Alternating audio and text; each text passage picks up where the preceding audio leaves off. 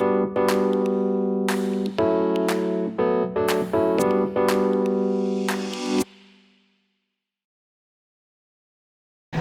next contestant is coming up right now, Alex Wright of Level, ladies and gentlemen.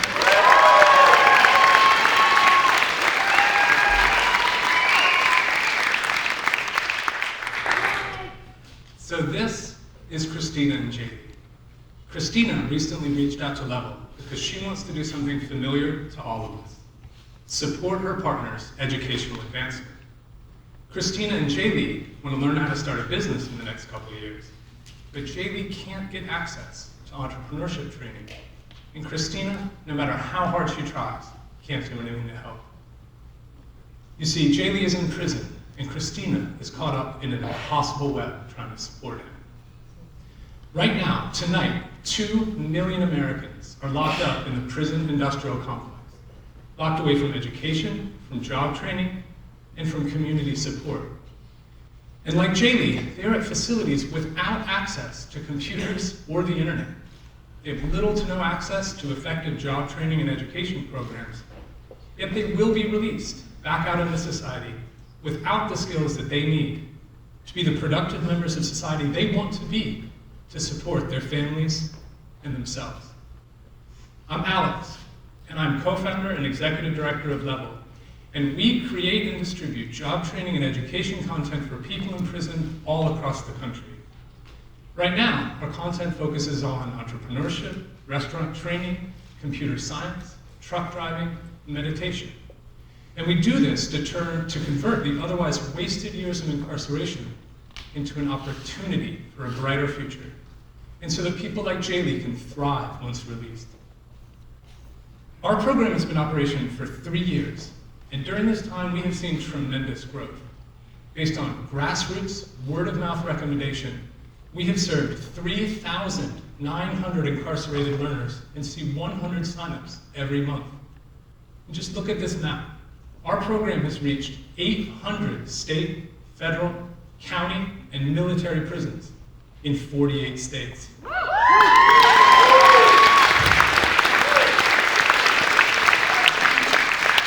Yet despite all of this success, there is a problem with our model. Right now, it is entirely dependent on philanthropy. We get great support from individual donors, corporate sponsors, and local and national foundations. And don't get me wrong, this support will always be hugely important, especially for the development of our content. But we will never be able to reach the vast number of people who are currently incarcerated if we continue to be supported entirely by philanthropy. It's just not scalable enough. Thankfully, there is a solution. We can provide an affordable way for family members on the outside, people like Christina, to enroll their incarcerated loved ones in our program. And in this way, our distribution costs will be covered, and we can scale to meet the vast demand. In fact, family members on the outside have been asking for this since we started.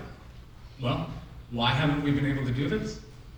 We do have a distribution system and a growing content library. What we don't yet have is the payments and communications infrastructure to allow thousands of people like Christina to enroll their incarcerated family members in our program. And that is where you all come in. We are raising $24,500 tonight for upgrades to our platform so that we can allow Christina and many, many like her to be our customer. Here's how it's going to work.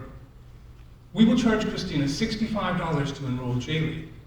We'll send our entrepreneurship content to Jaylee in prison, and we'll send text messages to Christina with updates and links to the certificates that Jaylee earns. This program will be self-scaling by completely covering distribution costs with enrollment revenue. We are targeting 500 signups in the first year and have a waiting list ready to go. And with your help tonight, we can allow so many more families to do what they do best: help their loved ones move towards a brighter future together. Thank you.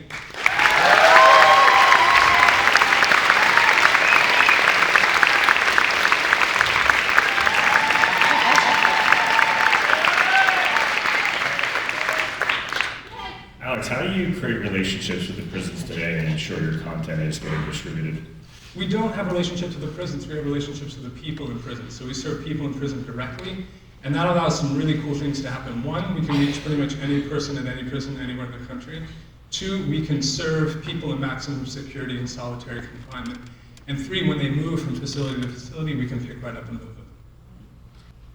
So I'm not an expert in this, but you hear all these stories about people in prison getting their high school degrees, their college degrees, their law school degrees, et cetera, et cetera. I mean, how is that happening?